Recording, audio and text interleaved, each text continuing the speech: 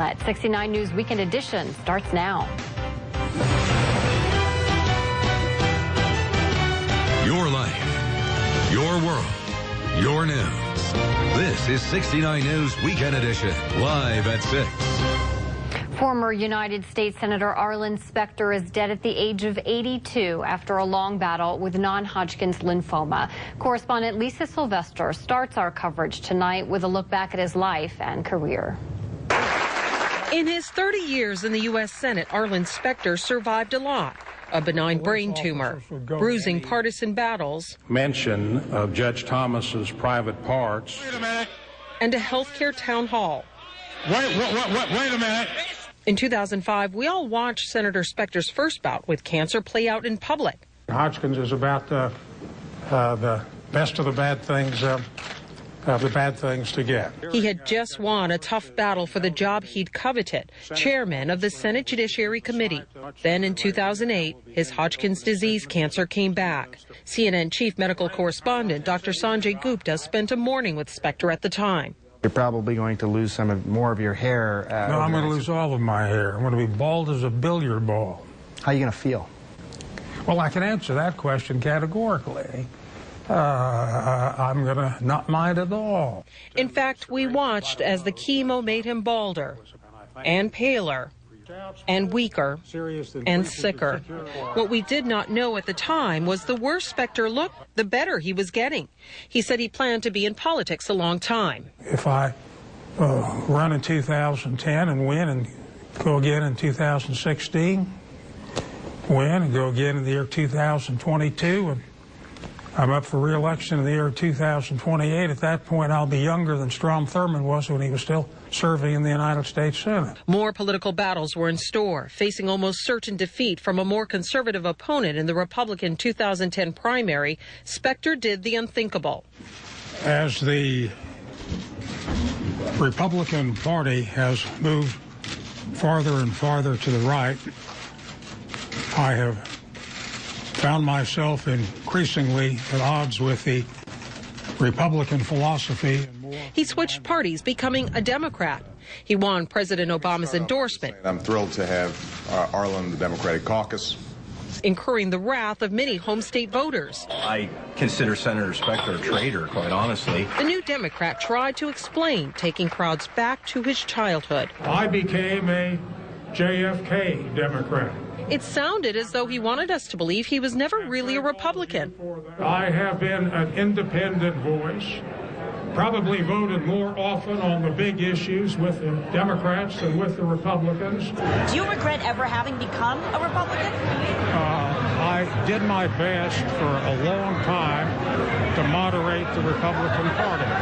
And the break came when they refused to talk about the stimulus, which was necessary to avoid a depression.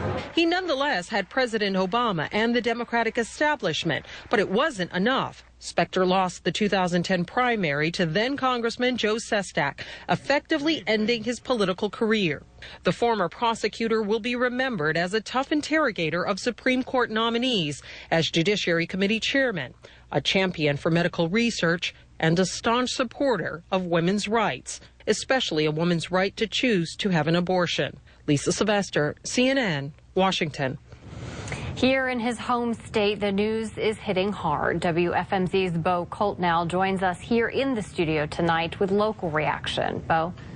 Well, in Washington, he was known by some as Snarlin' Arlen, this for his oftentimes gruff demeanor. Now, I've interviewed Arlen Specter a number of times, and he was anything but gruff. And for many local residents, Specter was a respected politician.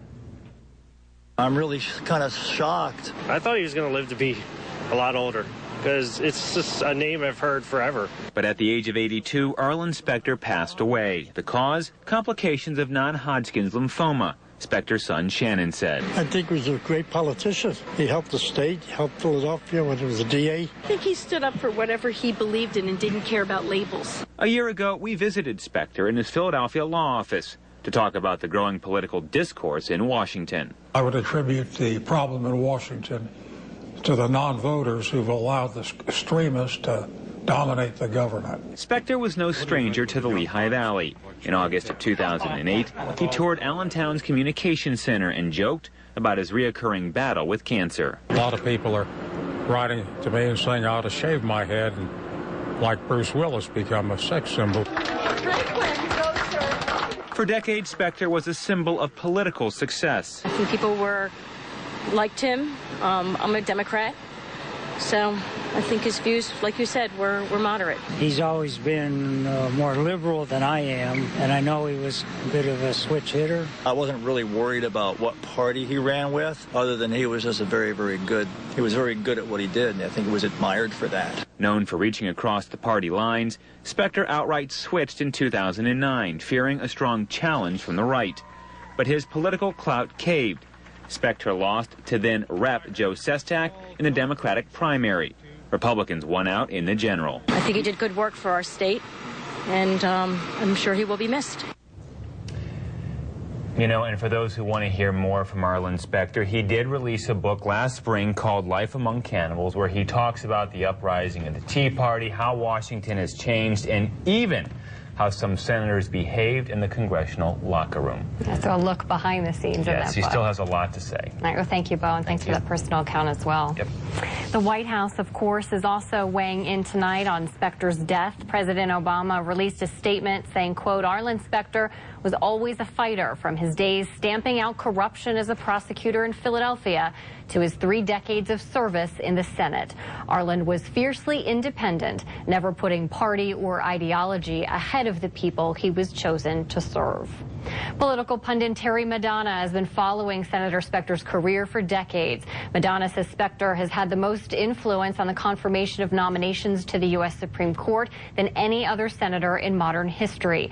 And he says in Pennsylvania, his biggest legacy may be the least known. But in Pennsylvania, what has probably not been well publicized is the billions of dollars he brought back to the state in the form of economic and community development monies. Basically the taxpayers of our state getting some of their money back for all sorts of economic and community development projects. You won't be able to go into a community and not find some legacy of Arlen Specter as a result of the community and economic development monies. Madonna also says Specter holds the record as longest-serving senator in the state. Former Pennsylvania Governor Ed Rendell called Senator Specter his first boss when he was assistant prosecutor in Philadelphia. Rendell says the senator did more for the people of Pennsylvania over more than 3 decades than anyone, with the possible exception of Benjamin Franklin.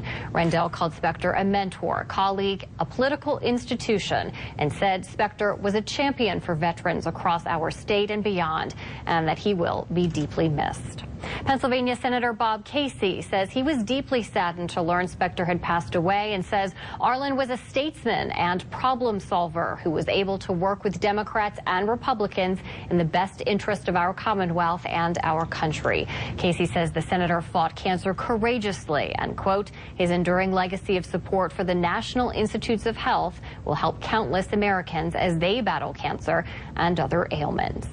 In his last bid for public office, Specter, who had switched parties in 2010, was defeated in the Democratic primary by Joe Sestak, who then lost to Pat Toomey in the general election. Today, Senator Toomey called Specter a man of sharp intelligence and dogged determination, saying he dedicated his life to public service and the Commonwealth of Pennsylvania. Toomey added his impact on our state and public policy will not be forgotten. And of course, for continuing coverage on the passing of former Senator Arlen Specter, head to WFMZ.com. There you can see past reports with Specter and read about his life. It is all, again, for you on WFMZ.com.